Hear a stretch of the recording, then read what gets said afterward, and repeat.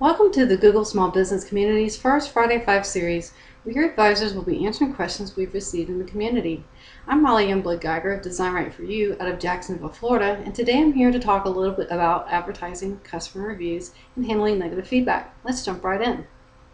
The first question from our community is, what are some ways a business can advertise with a low budget? This is a great question.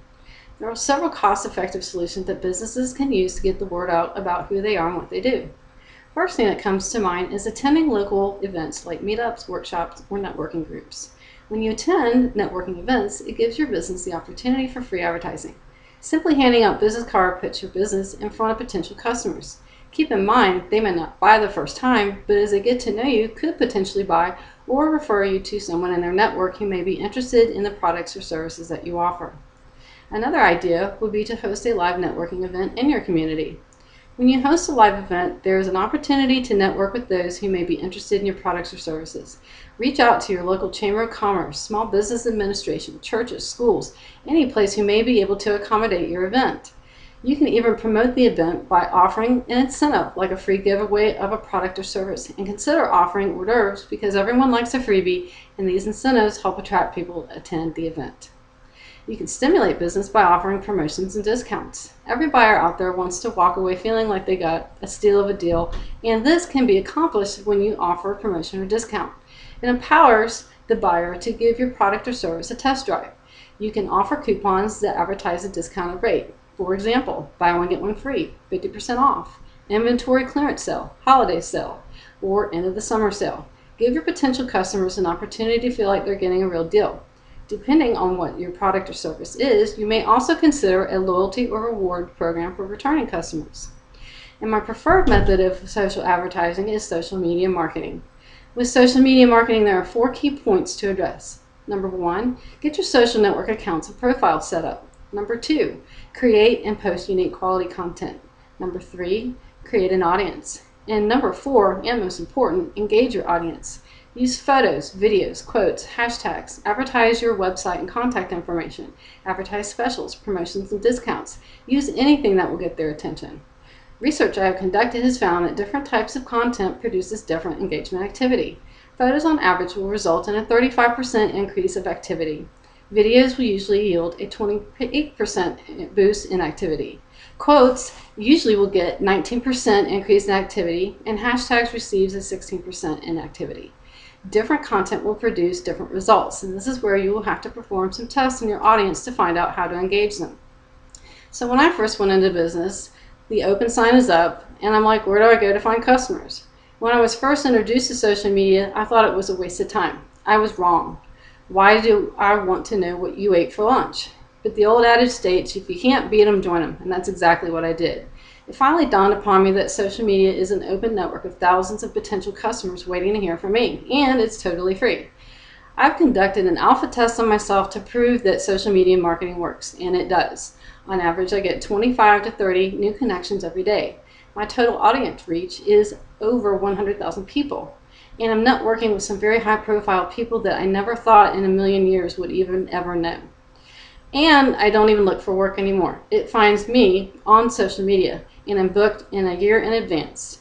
Social media has taught me that for a minimum investment of time and proper use of technology, it has given me the ability to broadcast my message to the entire world, and that is the power of social media marketing.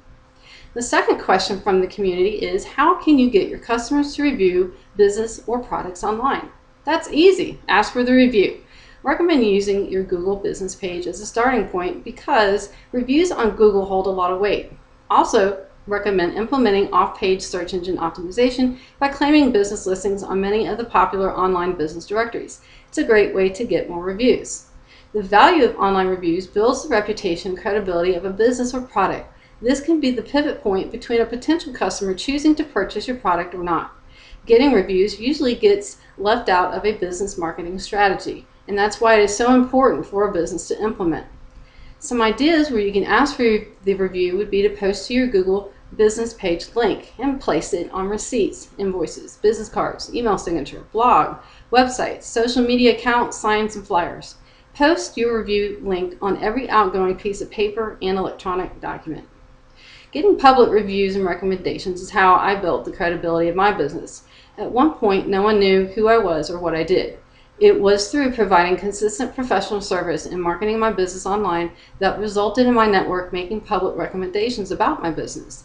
During the healthcare website fiasco, a client of mine commented, "If my web designer, Molly Youngblood Geiger Design, had anything to do with the website, it would work." Comments like that from your network are priceless. Going on to the next question, which is, how can a business owner best handle negative feedback? The best way to handle any negative feedback is to reach out to that person and try and find out exactly what happened and what can be done to resolve their issue. The goal is to get their issue resolved and persuade them to remove any negative feedback.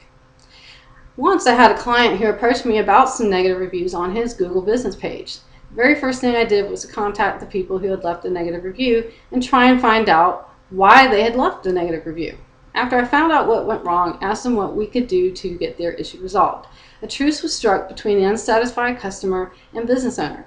When their issue was finally addressed and resolved, they were happy to leave a positive review. Our next question from the Google Small Business community is, what's a great tip on staying focused on your business goals? Some ideas I have about staying focused on business goals include knowing your priorities and sharing them with those that are close to you. Tell your family and friends, everyone you know, about your business. Rule number 1 is to always be marketing and telling people who you are and what you do. Another idea is to visualize your goals by writing or printing them and placing them on your desk, fridge, or your noteboard. When you see your goals, you subconsciously want to reach them. Finally, my thought would be, if you believe that you can make your business work, you will make it work and make it a success. For myself, this is exactly what I did. I would tell anyone who would listen to my business and ask people if they knew anyone who needed my services. Standard practice was to tell them the services I could offer, leave them a business card, and invite them to visit my website and social media accounts. The final question from the community for this week's Friday 5 is, what's the one resource you would recommend to an up-and-coming small business? What I recommend is Google Apps for Business because it is a complete package of valuable tools and resources. Some of the apps that I use include HelloFax. It's a great tool that you can use to send a fax virtually for free, plus it provides a timestamped PDF so you can keep for your records. HelloSign is also an awesome tool for getting online contracts signed. It uses a digital timestamp and allows for the document to be signed without ever being printed. Google Drive is very useful because it provides file storage and real-time collaboration with coworkers. Plus, it can handle documents that are 25 megabytes in size and larger. Google Hangouts is great for online video conferencing and screen sharing, plus remote desktop access.